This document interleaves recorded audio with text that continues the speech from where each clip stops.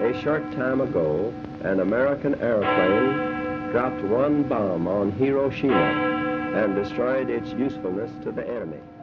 Over the course of history, no events better exemplify the essence of triumph and tragedy than Hiroshima and Nagasaki. Although the bombings brought the worst war in human history to a final closing, they caused a heinous massacre of over 100,000 innocent people and propelled the world into the nuclear age. Hiroshima and Nagasaki, a mushroom cloud on the horizons of peace. World War II began on September 1st, 1939. At the war's end, 30 countries had participated. Alliances once thought to be impossible were formed under the pressures of war.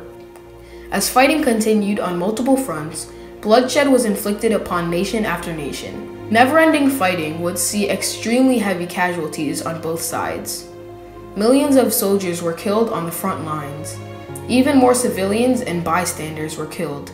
The days of gentlemen's warfare died with the First World War, and the line between soldier and civilian was blurred. The frequent use of bombing raids led to increased targeting of factories and civilians that had never been seen before. Fire rained from above, and tens of thousands of innocents died in every bombarded city. In some nations, particularly the Soviet Union, victory would come at the cost of unprecedented losses.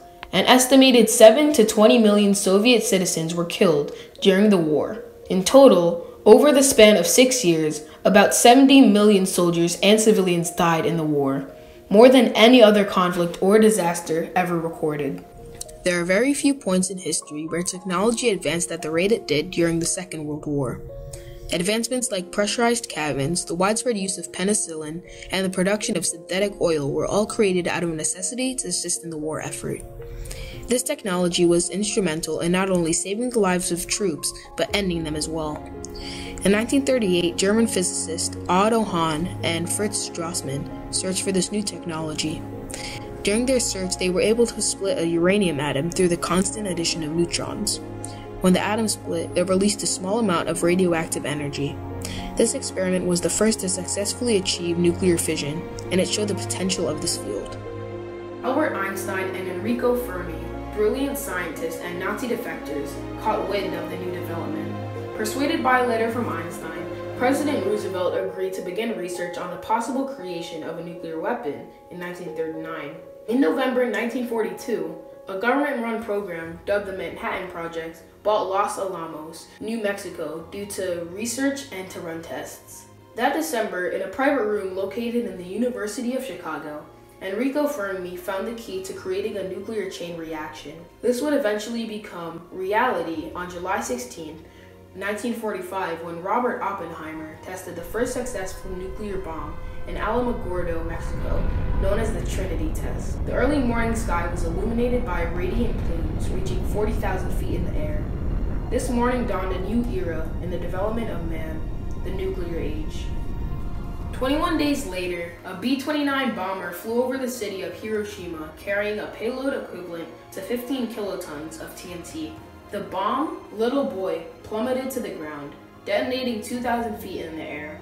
The impact leveled 5 square miles of the city and killed 80,000 within the initial blast. Many thousands died soon after due to radiation, poisoning, and serious injuries. Some people didn't feel the consequences with the radiation until days, months later. Hospitals were overwhelmed. Industry collapsed. It was a mess. It was just terrible. 3 days later, another B-29 dropped a nuclear weapon on Nagasaki named Fat Man. After the implosion over the city, another 40,000 lives were lost. On August 15th, Emperor Hirohito, the ruler of Japan, announced his surrender over the radio. The Japanese had worshipped him as God. To them, God had surrendered. World War II is over. The countless lives which had been brutally struck down, the ceaseless bloodshed, were finally at a close. 70 million lives later, the world is at peace. But it would never be the same as it had just been 6 years before. The powerful European empires, whose strength had once been unmatched, now faced troubled waters ahead. As empires fell apart, they slowly lost power on the global stage. Most importantly, the world had become nuclear. Unfortunately, with the use of the bomb, nations of the world started developing bombs of their own. The United States government predicted that the first foreign nuclear weapon would be tested in the mid-50s. However, with the acquisition of American intelligence through spy Emil Julius Klaus Fuchs, the Soviet Union built and detonated their first atomic bomb in 1949. Hostilities between the USSR and the United States, which had become evident in the Potsdam Conference of July through August 1945, were reaching a boiling point. With the death of Stalin, Nikita Khrushchev rose to power. Under his leadership, hostilities rose to new heights. The United States founded NATO, the North Atlantic Treaty Organization, with its European and North American allies in 1949. To counter this, the Warsaw Pact was founded by the Soviet Union and its Eastern European allies in 1955. These allies provided support to their leaders of their respective organizations. As tensions rose between the United States and the Soviet Union, the possibility of war came to the forefront of American politics. Harry Truman, the president at the time, advocated for containment of the Soviet Union. This was to deal with the Soviet Union's threat of spreading communism throughout Europe, Asia, and the rest of the world. Containment was the process proposed by George Kennan in a telegram to the president regarding this issue. Harry Truman suggested to do this through military force and began developing a hydrogen bomb. This started a contest between the Soviet Union and the United States over arms. This earlier conflict would mark the unofficial start of the Cold War. Eventually, in 1991, the Soviet Union fell apart and the communist bloc of Eastern Europe fell apart as well. However, the world would never be the same. In the past, the world feared genocide, the mass murder of a population, as was so brutally displayed in the Holocaust.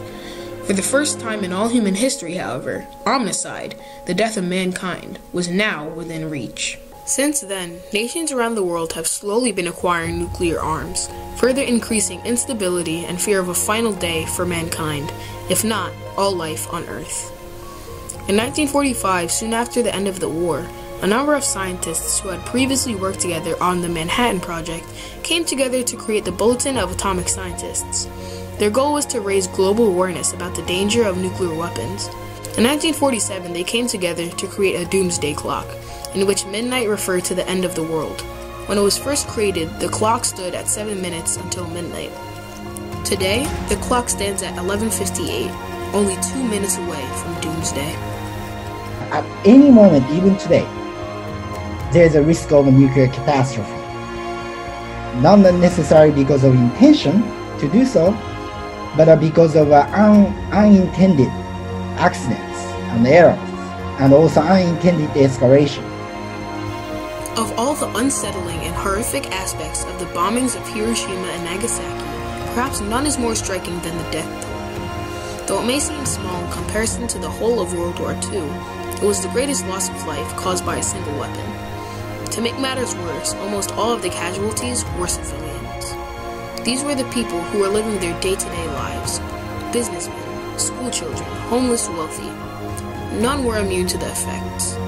An entire population was effectively brought to its knees. It could create not just a direct damage from blast and then heat, but also it could create biological and environmental disasters whose effects would transcend the immediate target areas.